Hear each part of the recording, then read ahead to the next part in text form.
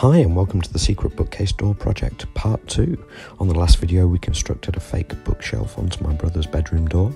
We started to stain it. However, we had some pools, some drips, some darker areas in here. We're just fading some of those in and touching it up.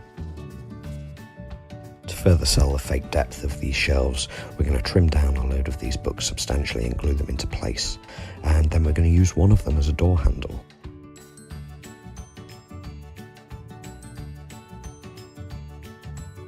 These shelves are curved to allow the opening arc of the door, so we laid the books out roughly in place to gauge where we should make the cuts, for which we'll use a jigsaw with a particularly long blade. You want to clamp these books down to keep the pages in line and make sure they don't skew as you tighten up the clamps as well. Now, dust warning here, you're going to want decent dust protection and extraction. Retrospectively, I should have done this outside or had the extractor attached, but after cutting literally just one book, the kitchen was such a state we just ploughed on.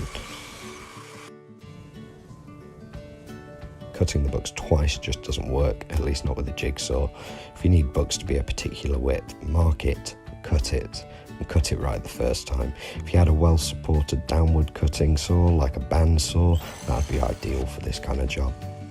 If you do use a jigsaw for this and it has one of those back and forth oscillating functions, stick it on its highest setting and that will really help.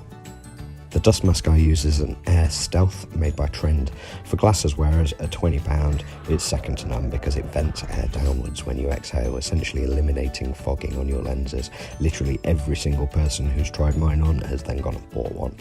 Here we have a quick little test fit with the door stood up to make a bit of space so that we can crack on with the locking mechanism. We took one of the nicer books and cut away the inside, leaving a strip of page edge along the visible top side. We took a few pine offcuts and cut them to size, then screwed and glued the pine sandwich together. A quick sanding flush, and then we stuck that in the book using a lot of Evo Stick grip-filled glue. That's a recent discovery that's really impressed me throughout this project. Clamp this nice and tight, wipe off any excess, stick a screw in your glue to keep it fresh, and we're onto the latch part of this locking mechanism. We're using a gate latch here, a bicycle gear cable, and a small back flap hinge. The gear cable has a stopper on the end, and tying a knot the other side once passed through a hole in the latch will allow you to both push and pull the lever using the cable. For the meantime, we're using a carriage bolt as the latching bolt. You could of course just cut the mounting bracket off and glue it into the door frame in a matching sized hole. Initially we were going to use some split nails to create a staggered pulley system through the pre-existing hole. There was a bit too much resistance in the cable, so we drilled a perpendicular hole and passed the cable straight through instead. We also glued two magnets in place to give the handle a secure and satisfying snap into its closed position, and to finish off, we're gluing our pre-planned arrangement of books into place using the Evo Stick, and then hot glue gunning the lighter, smaller ornaments and temporary embellishments on top. Remember, this particular secret bookcase door project is ridiculously awkward because it both opens into a staircase and out into an adjacent wall. To finish the whole thing off, we put some handles on the fake cabinet doors across the bottom.